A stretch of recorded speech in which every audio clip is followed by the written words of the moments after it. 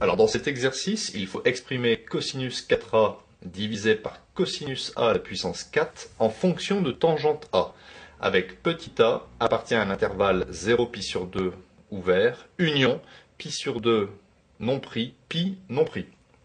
Alors, je vais utiliser une formule qui dit que cosinus 2x, de façon générale, c'est cos carré x moins sinus carré x. Et donc, cosinus 4x, si je double ici l'angle, ça me donnera cosinus carré de 2x moins sinus carré de 2x. On y va. Je peux donc écrire que le cosinus de 4a est égal au cosinus de 2a au carré moins le sinus de 2a au carré.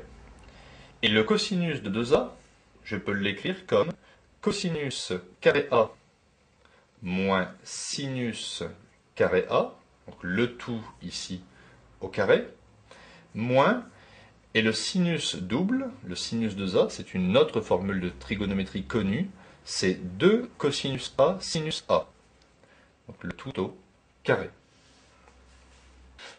Donc, nous allons calculer.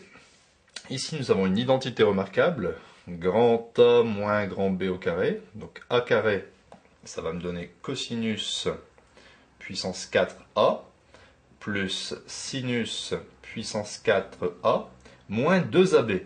Donc moins 2 cos carré A sinus carré A, moins, et ici le carré s'applique sur chacun des membres, c'est-à-dire 2 au carré ça fait 4, cos carré A et sinus carré A.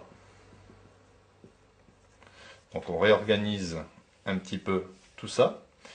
On peut donc dire que le cosinus 4A est égal à cosinus puissance 4A plus sinus puissance 4A, et moins 2 moins 4, ça me donne moins 6 cos carré A sinus carré A.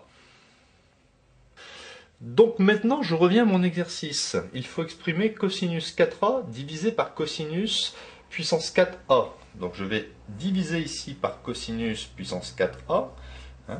Donc cosinus puissance 4a, je le place en dessous de chacun des membres. Cosinus puissance 4a est égal. Alors cosinus puissance 4a sur cosinus puissance 4a, j'obtiens 1, plus, ici je peux transformer ça selon sinus A divisé par cosinus A, le tout à la puissance 4, moins 6 fois, ici je vais retrouver sinus carré A, et il y a un cos carré au numérateur et un cosinus puissance 4 au dénominateur. Il restera après simplification un cosinus carré au dénominateur. On obtient donc 1 plus sinus A sur cos A. Ça me donne tangente A, tangente puissance 4A, moins 6. Et ici, je retrouve aussi tangente A au carré. Tangente A au carré. Car je peux ici transformer sinus A sur cos A, le tout au carré. Un petit peu comme j'avais fait ici. Et sinus sur cosinus, ça me donne tangente. Donc voilà exprimé le rapport demandé cosinus 4a divisé par cosinus puissance 4a en fonction des seuls paramètres tangente A. Donc ici tangente A au carré et tangente A puissance 4. Attention, ce n'est pas A à la puissance 4. Il serait préférable en fait d'écrire tangente A le tout à la puissance 4.